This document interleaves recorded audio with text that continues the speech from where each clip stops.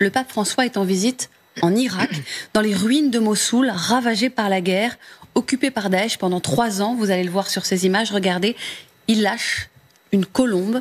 L'image est forte, symbolique. Sauf qu'il aurait pu en être autrement, comme il le révèle dans son autobiographie Espère, qui sortira mi-janvier. Regardez, le voilà lâché de colombe, on ne l'avait pas vu. Il lâche une colombe, voilà, c'est un message de paix. Oui. Mais il aurait pu vraiment en être autrement. Il le révèle dans cette autobiographie Espère apparaître mi-janvier. La police avait alerté la gendarmerie vaticane sur une information reçue des services anglais. Une femme bourrée d'explosifs, une jeune kamikaze, se dirigeait vers Mossoul pour se faire exploser lors de la visite papale. Et elle n'était pas la seule. Une camionnette était aussi lancée à toute vitesse avec la même intention, ajoute-t-il.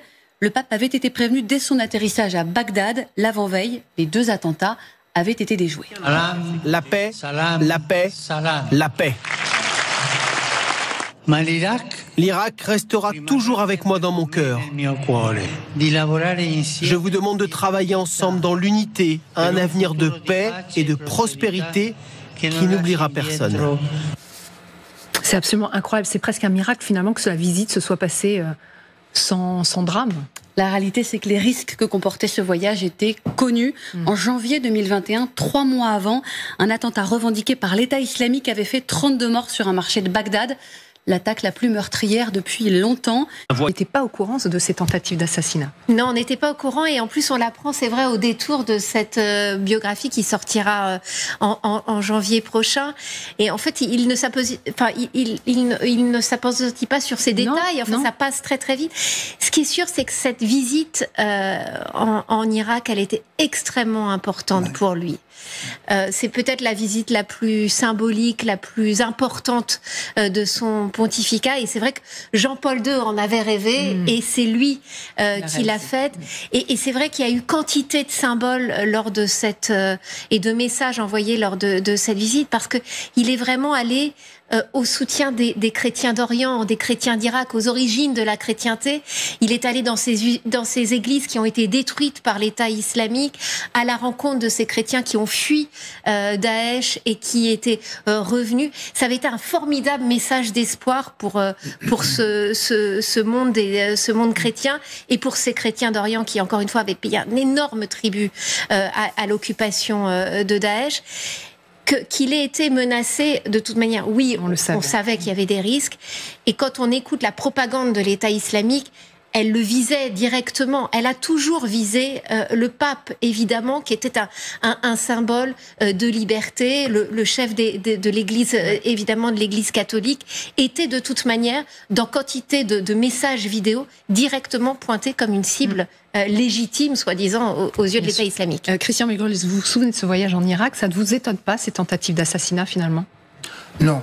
Le voyage en Irak lui-même ne m'étonne pas et la tentative d'assassinat non plus. J'ai eu, à l'époque de Saddam Hussein, beaucoup d'activités en Irak. J'ai été en contact permanent avec des chrétiens irakiens qui étaient soit dans l'administration, soit dans le privé, lesquels me disaient tous qu'ils étaient heureux de vivre en Irak et qu'ils souhaitaient que les choses restent telles qu'elles étaient. Donc je sais que l'Irak était un pays qui voulait rester, d'où les chrétiens voulaient rester, ils ne voulaient pas s'en aller. Quand ils sont partis, c'est après l'affaire américaine, après les agressions américaines, mais jusque-là ils sont restés. Et par conséquent, que le pape ait eu envie de les voir, je le conçois parfaitement, bien qu'il y ait eu des dangers, et ça il le savait, bien entendu. Jean-Marie Guénois est en direct avec nous, bonjour. Vaticaniste et journaliste spécialisé dans les questions religieuses internationales. Vous êtes extrêmement bien renseigné. Pour autant, est-ce que vous aussi, vous apprenez ces tentatives d'assassinat grâce à cette autobiographie? Écoutez, au risque de vous décevoir, je reste un peu sceptique parce que je connais bien ce sujet. J'ai couvert petite centaine de voyages dans l'avion du pape, Jean-Paul II, Benoît XVI et maintenant le pape François. Et il y a toujours un risque, comme cela vient d'être dit, il y a toujours un risque important d'attentat, un risque constant. Et effectivement, partout, des mesures sont prises drastiques.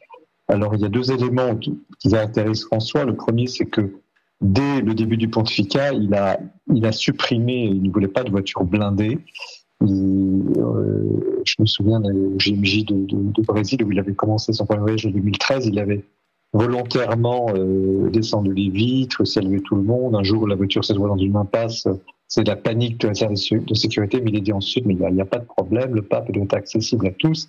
Donc il assume, comme un homme de Dieu, donné à Dieu, on se souvient de l'attentat de Jean-Paul II, il assume cette position, ce risque, mais ne le vit pas comme un risque, je dirais, politique ou calculé. C'est un homme qui a donné sa vie une fois pour toutes à Dieu, il continue de la donner.